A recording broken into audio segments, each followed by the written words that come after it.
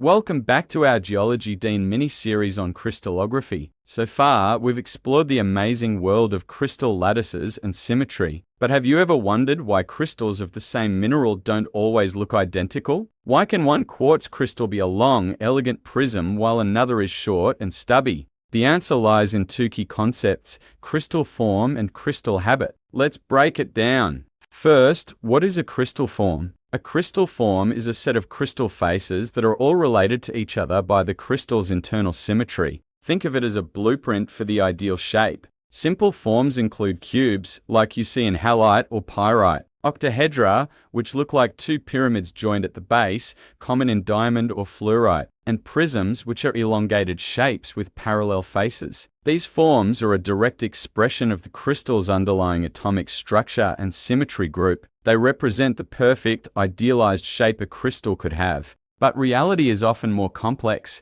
which brings us to crystal habit. Crystal habit describes the actual, overall external shape a crystal develops as it grows. While the crystal form is determined by internal symmetry, the habit is heavily influenced by the external environment. Imagine our quartz crystal again. Its internal structure dictates that it belongs to the trigonal crystal system. But whether it grows into a long, needle-like acicular crystal, a flat, tabular one, or just a massive, shapeless aggregate depends entirely on its growing conditions. What kind of conditions affect habit? There are several major factors. Temperature and pressure play huge roles. The amount of space available for growth is also critical. A crystal growing in an open cavity has the freedom to develop well-formed faces, a shape we call euhedral. But if it's crowded by other crystals, it might end up with an irregular shape called anhedral. The chemistry of the surrounding fluid or melt is another crucial factor. The presence of certain impurities can inhibit growth on some crystal faces while encouraging it on others,